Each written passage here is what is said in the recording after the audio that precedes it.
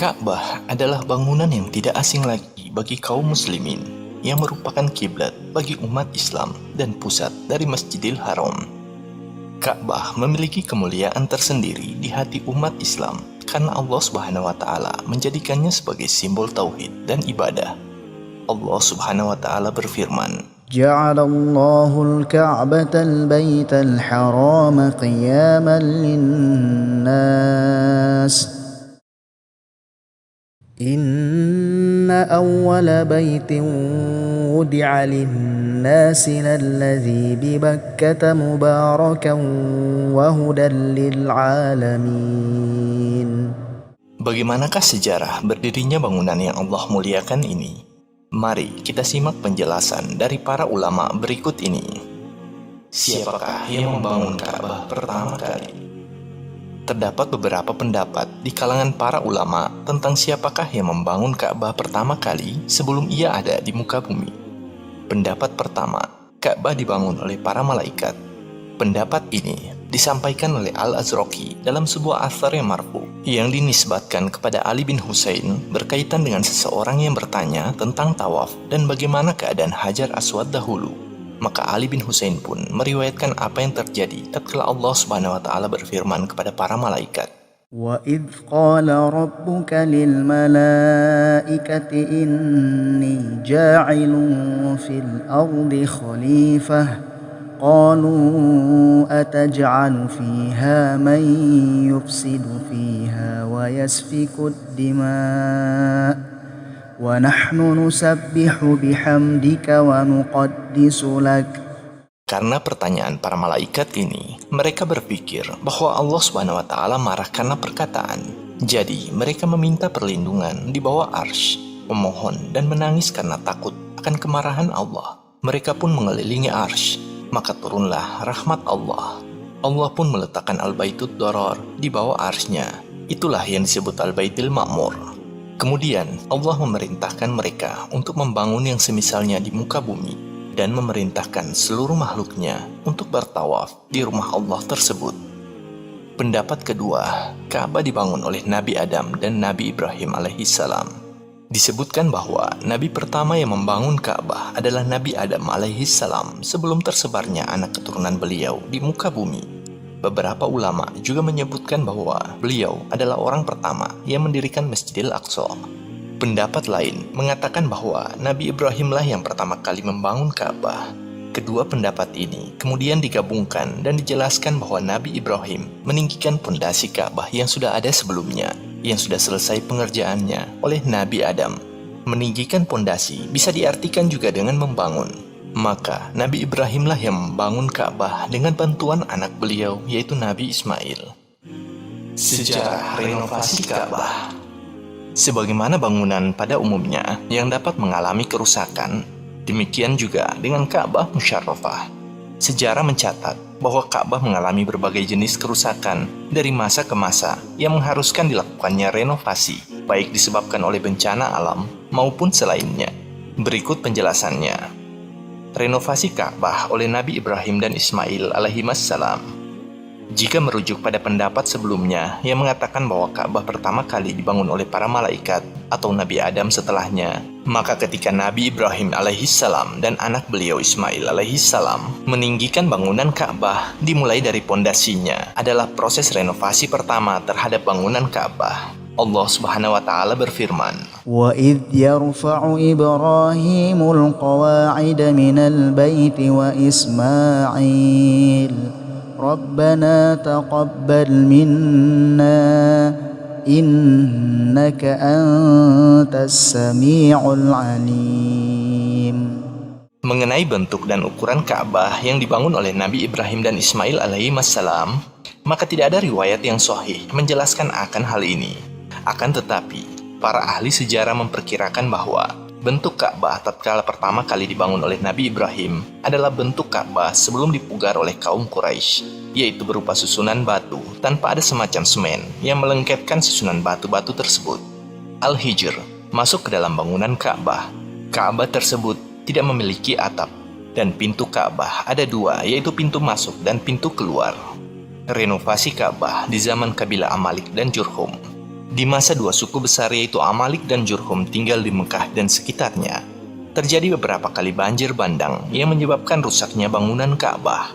Terlebih lagi, secara geografis, Mekah terletak tepat di tengah cekungan, dikelilingi gunung-gunung yang melingkar di sekitarnya. Maka ketika turunnya hujan, dikala itu air langsung masuk menggenangi kompleks Masjidil Haram dan merobohkan beberapa bagian dinding Ka'bah. Hal inilah yang mengharuskan kabilah Amalik dan Jurhum melakukan renovasi berkali-kali setiap kali terjadi banjir di Mekah. Renovasi Ka'bah oleh kaum Quraisy.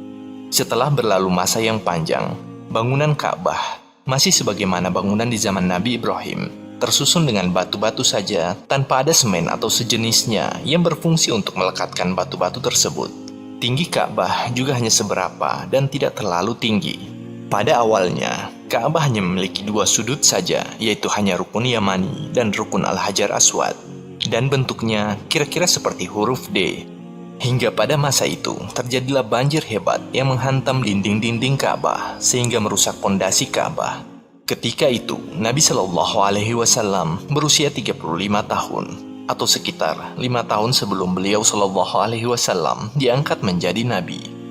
Tatkala Ka'bah sudah hampir runtuh, kaum Quraisy memutuskan untuk membangun kembali Ka'bah, sebuah bangunan yang kokoh dan tahan terhadap hujan deras.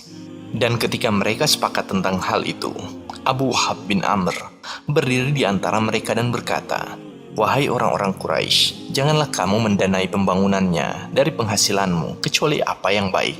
Dan janganlah kamu memasukkan uang hasil pelacuran ke dalamnya atau riba atau hasil menindas orang lain." Di satu sisi, orang Quraisy takut untuk sekedar menghancurkan dinding Ka'bah. Mereka takut akan kemurkaan Allah menimpa mereka, mengingat 35 tahun yang lalu telah terjadi peristiwa dihancurkannya tentara bergajah milik Abraha yang hendak merusak Ka'bah. Oleh karena itu, orang-orang Quraisy tidak ada yang berani dan takut ditimpa seperti apa yang telah menimpa Abraha 35 tahun yang lalu. Maka Al-Walid bin Al-Mughirah berkata kepada mereka, "Saya akan memulai untuk meruntuhkan sebagian bangunan Ka'bah." Ia pun mulai meruntuhkannya sambil berkata, "Ya Allah, kami tidak berniat untuk menyimpang dan kami hanya ingin melakukan kebaikan." Lantas, ia mulai meruntuhkan Ka'bah dari dua sudutnya saja. Kaum Quraisy pun menunggu satu malam untuk melihat apakah ada sesuatu yang buruk terjadi pada Walid karena apa yang dia lakukan terhadap bangunan Ka'bah. Pada pagi harinya, mereka melihat ternyata tidak ada kejadian buruk yang menimpanya. Maka mereka segera naik ke Ka'bah dan menyelesaikan pembongkarannya sampai tidak ada yang tersisa kecuali pondasi Ibrahim alaihissalam. Kemudian dilanjutkan tahap konstruksi. Pengerjaannya dibagi di antara suku-suku yang ada, dan masing-masing mengambil alih satu sisi Ka'bah, dan mereka membangunnya dengan bebatuan yang berasal dari lembah. Ketika pembangunan itu sampai di sudut tempat diletakkannya Hajar Aswad, timbul perselisihan di antara suku-suku Quraisy. Semua orang ingin mendapatkan kehormatan dengan mengangkat Hajar Aswad ke tempatnya semula, bahkan mereka hampir saling berperang. Abu Umayyah bin Al-Mughirah Al-Makhzumi datang dan menyarankan agar mereka menjadikan siapa saja yang pertama kali masuk melalui gerbang Masjidil Haram agar menjadi hakim, pemutus perselisihan di antara mereka.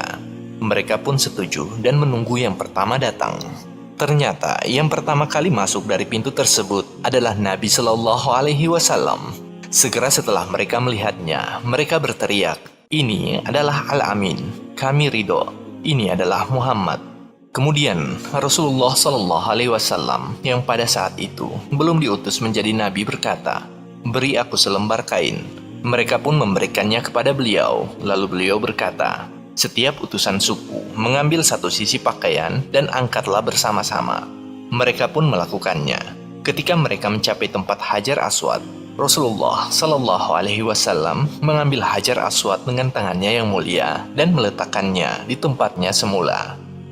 Dikarenakan kaum Quraisy telah memutuskan untuk membangun Ka'bah hanya dari uang mereka yang halal, maka mereka berusaha mencurahkan kemampuan mereka, namun berakhir dengan kebuntuan dan kekurangan. Kaum Quraisy terpaksa mengeluarkan hijr yang tersisa pondasinya saja dari bangunan utama Ka'bah dan memasang tanda yang menunjukkan bahwa itu bagian dari Ka'bah. Saat pemugaran Ka'bah, orang-orang Quraisy membuatnya tambah tinggi. Sebelumnya, Ka'bah tingginya hanya 9 hasta atau kira-kira 4 atau 4,5 meter. Ditambah 9 hasta lagi menjadi 18 hasta atau 8 hingga 9 meter. Dan pintu Ka'bah diangkat menjadi lebih tinggi sehingga tidak lagi menempel di tanah. Di antara tujuan mereka adalah untuk memperkuat pondasi Ka'bah dan agar tidak terkena banjir saat hujan. Dan agar tidak semua orang bisa masuk Ka'bah. Bagi yang ingin masuk Ka'bah harus minta izin terlebih dahulu kepada orang-orang Quraisy. Aisyah radhiyallahu anha pernah menanyakan hal ini kepada Nabi Shallallahu Alaihi Wasallam. Aisyah berkata, "Aku bertanya kepada Nabi Shallallahu Alaihi Wasallam tentang Al-Jadr, yaitu Al-Hijr. Apakah ia termasuk Ka'bah?" Nabi berkata, "Iya." Aku berkata, "Lantas kenapa mereka tidak memasukkannya menjadi bagian Ka'bah?" Beliau berkata, "Sesungguhnya biaya yang disiapkan kaummu, yaitu Quraisy, untuk membangun Ka'bah tidak cukup." Aku bertanya, "Kenapa pintunya dinaikkan tinggi?" Beliau Shallallahu Alaihi Wasallam berkata, "Itu sengaja dilakukan oleh kaummu agar mereka bebas memasukkan ke Ka'bah siapa yang mereka sukai dan mereka bisa melarang siapa yang mereka kehendaki." Rasulullah Shallallahu Alaihi Wasallam juga pernah berkata kepada Aisyah radhiyallahu anha, "Tidakkah kamu melihat bahwa kaummu sudah kekurangan nafkah untuk membangun Ka'bah? Jika bukan karena kaummu baru saja keluar dari kekufuran, pasti aku akan bongkar Ka'bah, dan aku akan buatkan satu pintu di sebelah timur dan satu pintu di sebelah barat, dan aku akan masukkan Hijr menjadi bagian Ka'bah." Renovasi Ka'bah di masa Abdullah bin Zubair radhiyallahu anhu. Sepeninggal Rasulullah Shallallahu Alaihi Wasallam, ibunda kita Aisyah radhiyallahu anha menceritakan keinginan Rasulullah Shallallahu Alaihi Wasallam untuk merenovasi Ka'bah kepada keponakan beliau yang bernama Abdullah bin Zubair bin Awam radhiyallahu anhu, yang juga termasuk salah satu sahabat Nabi Shallallahu Alaihi Wasallam.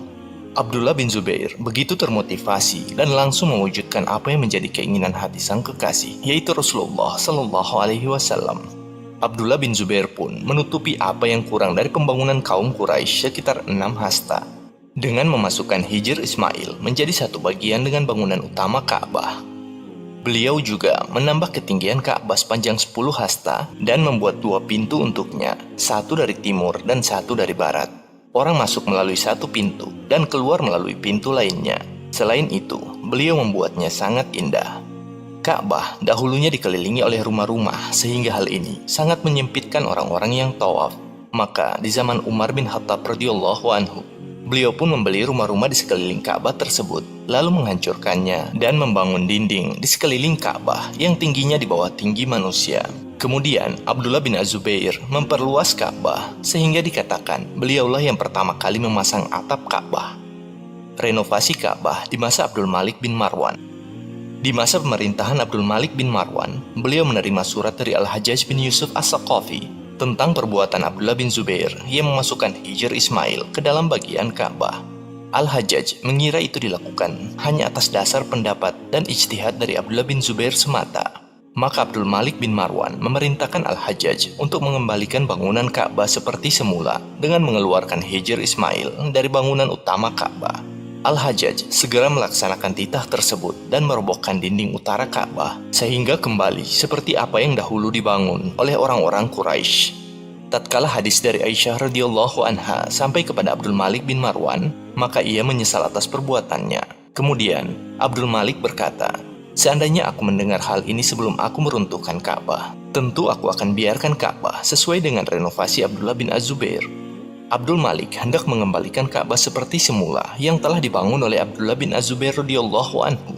Ia meminta nasihat kepada Imam Malik bin Anas rahimahullah. Kemudian Imam Malik rahimahullah berkata kepadanya, "Aku memintamu karena Allah, wahai Amirul Mukminin, janganlah engkau menjadikan Ka'bah ini seperti mainan para raja. Jika ada di antara mereka yang berkehendak, maka ia akan meruntuhkan Ka'bah lalu membangunnya kembali. Akhirnya keagungan Ka'bah akan hilang dari dada-dada manusia." Imam Malik ternyata melarang Abdul Malik melakukannya. Beliau khawatir pembangunan Ka'bah hanya akan menjadi bahan permainan para penguasa di masa mendatang yang merubah sesuka hati mereka, sehingga hilanglah kehormatan Ka'bah. Renovasi Ka'bah pada masa Muhammad Ali Pasha. Renovasi Ka'bah pada masa ini bisa dikatakan sebagai renovasi terakhir dalam sejarah. Ketika arus deras melanda Mekah dan membanjiri Masjidil Haram pada tahun 1040 Hijriah, Bahkan air mencapai ketinggian lentera gantung yang ada di Masjidil Haram, yang menyebabkan lemahnya konstruksi bangunan Ka'bah. Ketika itu, Muhammad bin Ali Pasha, gubernur Mesir, memerintahkan para insinyur yang terampil dan para pekerja profesional untuk membongkar kembali Ka'bah. Kemudian, kembali membangunnya dari awal dengan struktur dan pengerjaan yang lebih kokoh. Dimulailah renovasi Ka'bah yang berlangsung selama setengah tahun penuh, yang menghabiskan biaya yang sangat mahal. Setelah pengerjaannya selesai, Ka'bah menjadi bangunan yang indah dan menawan. Ia akan senantiasa tinggi dan dimuliakan di hati orang-orang beriman. Sejarah para pemegang kunci Ka'bah. Para pemegang kunci atau diistilahkan dengan sadana adalah orang-orang yang secara khusus diberikan tugas untuk mengurus dan merawat suatu bangunan atau tempat tertentu. Dalam hal ini, Ka'bah memiliki para pemegang kunci yang tercatat dalam sejarah yang berlangsung hingga hari ini. Merekalah yang mengurus semua keperluan Ka'bah, termasuk kebersihan dan keindahan, juga secara umum perawatan Ka'bah. Mereka jugalah yang bertanggung jawab dalam penggantian kiswah atau kain penutup Ka'bah secara rutin. Pada prosesnya, mereka memiliki jumlah pekerja yang banyak yang memiliki tugas pokok masing-masing, berbeda dengan tugas umum pemeliharaan Masjidil Haram. Di dalam sejarah, Nabi Ismail alaihissalam adalah orang pertama yang memegang kunci Ka'bah. Kemudian, beliau mewariskannya kepada anaknya yang bernama Nabit. Tatkala Nabit sudah mulai tua dan tidak mampu lagi mengurus Ka'bah, sedangkan anak-anaknya dikala itu masih kecil, ia pun menyerahkan kunci Ka'bah kepada paman-paman dari ibunya dari kabilah Jurhum. Kunci Ka'bah pun ada pada mereka dalam waktu yang begitu lama. Di tengah pengurusan Ka'bah oleh kabilah Khuza'ah, Qusay bin Kilab menikahi Hubay binti Hulail. Ayahnya, yaitu Hulail, adalah pemegang kunci Ka'bah saat itu. Karena ia sudah merasa berat untuk mengurusi Ka'bah, ia serahkan kunci Ka'bah kepada anak perempuannya tersebut. Sedangkan untuk pembiayaan diserahkan kepada seseorang yang bernama Abu Gubshan. Suatu ketika, Qusay bin Kilab, yang merupakan suami dari Hubay binti Hulail, memberi minuman keras kepada Abu Gubshan sampai ia benar-benar mabuk. Saat ia mabuk, Qusay membeli kunci Ka'bah dari Abu Gubshan. Ia pun menjualnya di tengah pengaruh minuman keras itu. Khuza'ah pun marah ketika mengetahui hal tersebut dan berusaha merebut kembali kunci Ka'bah. Namun, mereka tidak berhasil mendapatkannya. Kemudian, Qusay mewariskannya kepada anaknya yang bernama Abduddar, yang kemudian diwariskan secara turun-temurun kepada anak keturunannya, yaitu Bani Abdiddar.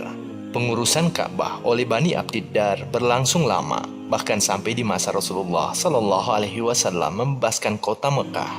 Kunci Ka'bah pada saat itu dipegang oleh Utsman bin Talha. Setelah Rasulullah SAW membuka pintu Ka'bah, beliau kembali menyerahkan kuncinya pada Utsman bin Talha. Setelah itu, ia mewariskannya kepada anaknya Syaibah, pemegang kunci Ka'bah pada masa sekarang. Sampai saat ini, Bani Syaibah masih dipercaya memegang kunci Ka'bah, dan itu diwariskan secara turun-temurun dari generasi ke generasi. Kunci Ka'bah diwariskan kepada anak-anak laki-laki mereka, walaupun mereka tidak mempersyaratkan kunci diserahkan hanya kepada keturunan mereka yang laki-laki saja. Tidak seperti para pendahulu mereka, karena penentuan pemegang kunci Ka'bah yang menjadi acuan dipilih berdasarkan usia. Bani Syaibah di masa sekarang diamanahi untuk benar-benar merawat Ka'bah dan memperhatikan berbagai keperluannya. Mereka biasanya membuka pintu Ka'bah 2 kali dalam setahun, dalam rangka membersihkan dan memberikannya wewangian. Kunci Ka'bah sendiri terbuat dari besi, memiliki panjang 35 cm yang berganti-ganti dari zaman ke zaman, disesuaikan dengan berbagai macam pembaharuan yang dikerjakan pada pintu Ka'bah tersebut. Kiswah atau penutup Ka'bah, walaupun sudah ada pabrik yang dikhususkan untuk membuatnya, namun pemasangannya perlu koordinasi dengan pemegang kunci Ka'bah sebagai pihak yang akan membuka pintu Ka'bah secara khusus untuk mereka. Karena tugas mulia inilah, Bani Syaibah memiliki kedudukan tersendiri di tatanan masyarakat. Pemerintah Saudi Arabia secara khusus memberikan anggaran kepada keluarga Syaibah atau Bani Syaibah sebanyak 60.000 real setiap tahun sebelum waktu penggantian kiswah. Jumlah tersebut dipergunakan untuk membeli minyak wangi yang mewah untuk Ka'bah, yang baunya tidak hilang walaupun dicuci dan dibersihkan berkali-kali. Sebagaimana Allah memuliakan Ka'bah, Allah pula memuliakan orang-orang yang menjadi pemegang kunci Ka'bah. Hancurnya Ka'bah di akhir zaman. Penghancuran Ka'bah di akhir zaman berhubungan erat dengan tanda-tanda dekatnya hari kiamat yang sudah diramalkan oleh utusan Allah, manusia paling percaya di muka bumi, yaitu Rasulullah Sallallahu Alaihi Wasallam, melalui hadis-hadis beliau. Di antaranya dari Abu Hurairah radhiyallahu anhu, ia berkata, Rasulullah Sallallahu Alaihi Wasallam bersabda, akan ada seseorang yang berbetis kecil dari Habasyah yang akan menghancurkan Ka'bah. Dari Abdullah bin Abbas radhiyallahu anhuma, ia berkata, Rasulullah Sallallahu Alaihi Wasallam bersabda, seolah aku melihatnya dalam keadaan berjauhan kedua betisnya dan berkulit hitam. Ia merobohkan Ka'bah batu demi batu. Rasulullah Sallallahu Alaihi Wasallam bersabda, akan ada seseorang yang dibaiat antara rukun dan maqam Ibrahim. Tidak akan ada yang menghalalkan Baitullah kecuali penduduknya. Maka jika mereka menghalalkannya, jangan lagi ditanya tentang celakanya bangsa Arab. Kemudian akan datang orang-orang Habasyah yang benar-benar merobohkan Baitullah. Maka tidak akan ada yang memakmurkannya setelahnya selamanya. Merekalah yang akan mengeluarkan harta terpendam darinya. Masa di mana peristiwa ini akan terjadi, para ulama berbeda pendapat dengan pandangan yang beragam. Pendapat pertama mengatakan bahwa itu terjadi di masa Nabi Isa setelah beliau diturunkan kembali ke muka bumi. Pendapat kedua mengatakan akan terjadi di masa Nabi Isa setelah Allah membinasakan Ya'juj wa Ma'juj. Pendapat ketiga mengatakan kejadian ini akan terjadi setelah keluarnya Dajjal dan turunnya Nabi Isa. Pendapat keempat mengatakan bahwa peristiwa ini terjadi setelah keluarnya Dabbah, yaitu makhluk melata yang berbicara kepada manusia. Pendapat kelima mengatakan terjadinya setelah semua tanda kiamat terjadi, dekat dengan hari kiamat di mana orang sudah tidak lagi berhaji. Pendapat keenam mengatakan bahwa itu terjadi setelah kematian Nabi Isa alaihi salam. Wallahu a'lam bishawab. Hanya Allah yang mengetahui pasti kapan peristiwa itu akan terjadi. Dari semua pembahasan berkaitan dengan Ka'bah, kita bisa memahami bahwa Ka'bah adalah bangunan di antara bangunan-bangunan yang Allah takdirkan berdiri di muka bumi yang Allah muliakan. Dan Allah berhak memuliakan apa saja yang Ia kehendaki. Maka, kita sebagai hambanya yang beriman, berkewajiban pula untuk memuliakannya sebagaimana Allah memuliakannya. Dari serangkaian kejadian dan peristiwa sejarah yang menimpa bangunan Ka'bah, juga yang akan terjadi kelak di akhir zaman, kita menyadari bahwa Ka'bah hanyalah salah satu benda di antara sekian banyak makhluknya yang fana dan tidak kekal, seperti halnya alam dunia ini. Sehingga hati kita akan selalu senantiasa terpaut dengan zat yang menciptakannya, yaitu Allah Subhanahu wa Ta'ala. Wallahu a'lam. فليعبدوا رب هذا البيت الذي أطعمهم من جوع وآمنهم من خوف